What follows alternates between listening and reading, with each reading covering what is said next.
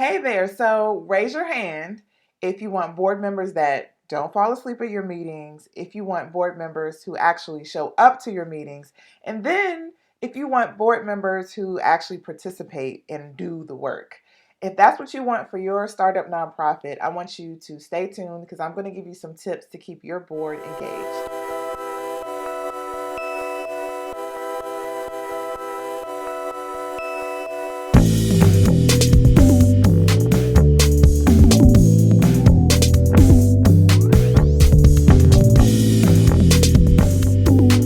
Hey everybody, I am Tiffany. I am with Boss on a Budget. I help new and small nonprofits get up and running. So today I just want to talk about boards, and more boards. So when I talk to nonprofit founders all over the country, because I have a Facebook group and I have a Facebook page and a website, check me out at www.bossonabudget.com. When I talk to them, one of the things that comes up all the time is complaints about their board. The board doesn't show up. I'm doing all the work. They just come to meetings. If they do come, they don't contribute. How can I get my board to do what I need them to do? And it's so many times I come across people who 3, 4 years and starting a nonprofit, it's like it's still a one man, a one woman show, and they're waiting for their board to show up.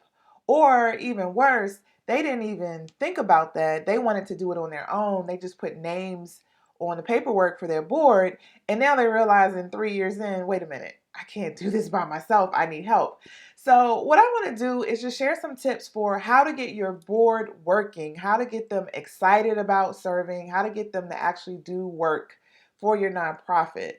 So let's talk about 4 strategies you can use to, like I said, pump life into your board members. So I don't know what that is, but that's the pump life signal. So the first thing you can do is, it seems like common sense, but common sense ain't common. So I'm just going to throw it out there. Recruit the right people in the first place. So if you're not doing an assessment of what kind of skills you want on your board, or what kind of personalities, or what kind of affiliations you want on your board, you may not get what you're looking for. Or if you're not vetting people correctly and you're not assessing whether or not they even have passion for your mission, they even care about what you care about, then that may be the reason why they're not showing up or they're not putting in any work. Another reason why they may not be participating is because it's your mama or it's your cousin. It's people who, and I talk about this all the time, it's people who, are associated with you or in your family, they're your friends, but they're not necessarily connected to your mission. So I hate to say it like this, but they don't really care as much as you.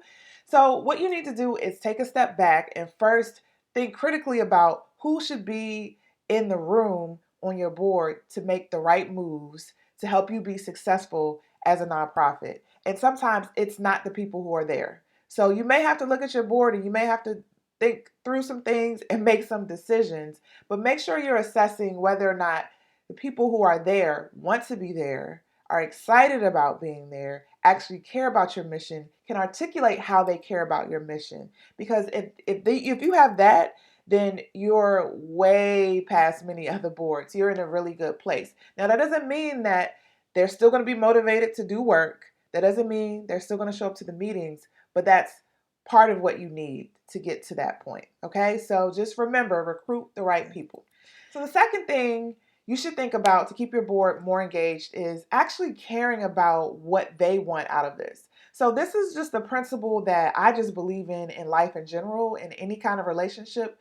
But when it comes to your nonprofit and you're thinking about your supporters, your volunteers, your donors, your funders, you really should think about, okay, why do they want to be here? What do they need from me? Not just what you need from them. So you need to think about, what would your board members need, or what do they want to feel like they're involved, to feel like they belong in the meetings. So if you're coming to meetings and you as the founder or the ED or whoever, you're just spitting out things to them or saying this is what we did, you're just lecturing to them and they're just coming to get that, then I want you to know that they're not going to do anything.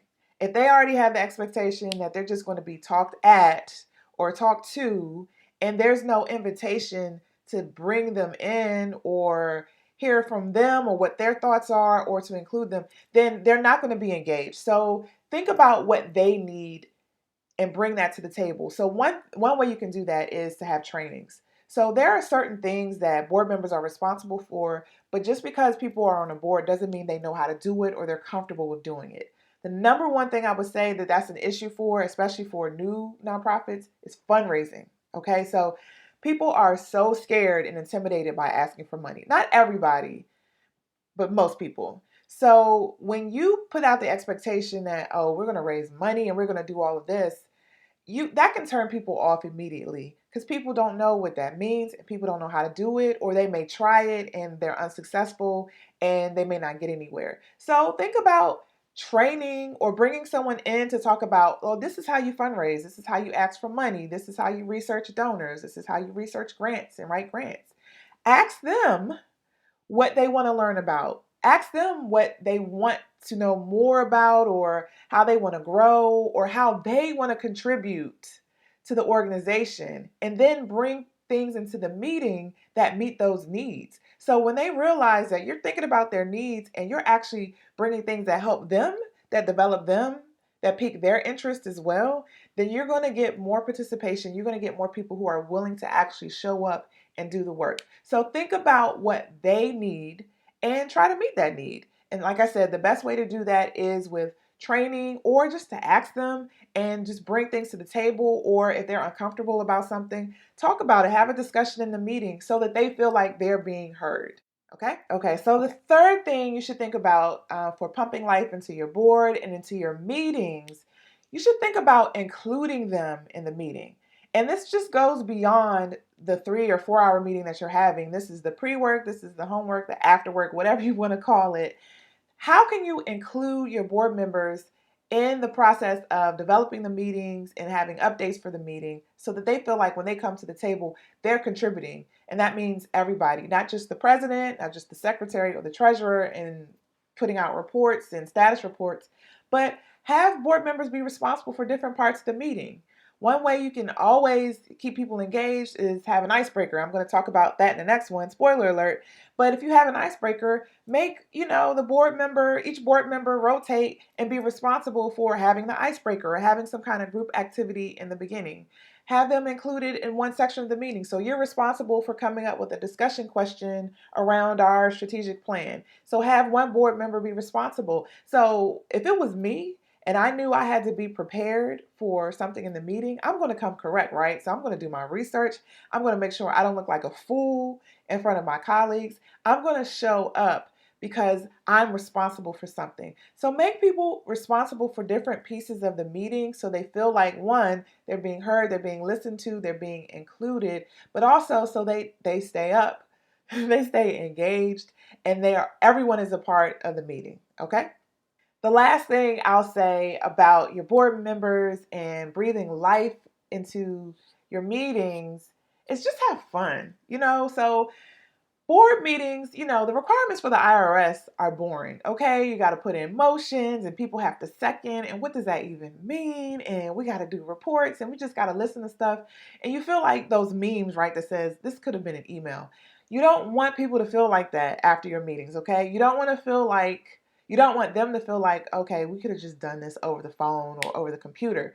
So what you should do is insert some fun into your meeting. So first of all, don't make your meetings just about reporting out. If there are some things you just have to say yay or nay to, get that out of the way quickly in the beginning and then get to the meat. So a couple ways you can insert fun is, I said it earlier, have icebreakers where it's kind of centered around the topic, but it also helps in relationship building. Ask interesting questions like, what's your word for 2020? Or, what was your favorite childhood memory? Or things that get people thinking and more relaxed before you jump into a serious board member. So you can easily Google icebreaker questions, but you can use them as guides and tailor them to your board. Another way you can insert fun is switch up the location, or do half socializing and then half let's get to the meeting. Now be careful with that, because if you socialize and you start drinking and then you got to make decisions, you don't want to do that. But maybe you say, okay, first let's have our meeting and then we'll have a happy hour after, or we'll go out to eat. Make sure you do things that make the board feel like they're a group, make them feel like they're a unit. Another thing you can do to insert fun, and this isn't exactly fun, but I would say movement and a little bit more excitement, is to have like small groups as a part of your meeting agenda. So if you have to talk about a topic, so say like you have a plan for the year, you have goals, and you want to break down how to attack those goals, or you want to talk about what barriers you're having and how to brainstorm how to get through them, break into groups. Have flip charts on the wall. Like, I love flip chart paper and markers. I carry a set of markers with me wherever I go. So allow them to just draw on paper and to write out and to talk to each other and to brainstorm and throw things at the wall. Like, do things that inspire movement and inspire socializing, because we all hate meetings, right? So let's not have that whole thing about, okay, we're going into a meeting and this is going to kill me because I'm tired and I don't feel like doing this. But let people feel energized. And the best way to have people feel energized is that they feel included, like I said, and they actually did something. They actually moved. They actually learned something. You asked about them, you engaged them. The last thing I'll say about having fun is maybe switching up the setting, or maybe doing like a field trip or a visit to your programming. You could talk to your clients and, have the board sit and talk about their experiences so people can share and learn, and the board can actually see the impact of that. You can always just change up the setting. If you always meet in, the library, meet somewhere else. Change the scenery so people get excited and they don't just get used to the same old thing over and over and over again. So those are a couple of ways, a couple of ideas that you can spice up your meetings, and just have more effective board members and better participation. So if you have any ideas about better engaging a board, please drop those ideas below in the comment box. If this is your first time watching me, please subscribe to my video and share this video. I also have something for you. So if you need help recruiting board members, I have a toolbox that I've created where it gives you sample invitation letters, sample interview questions, things that you may need to figure out how to recruit for better board members. I'm going to drop that link below in the description box. Feel free to check that out and see if that would interest you. And you can always visit me at www.bostonabudget.com, and I will see you in the next video.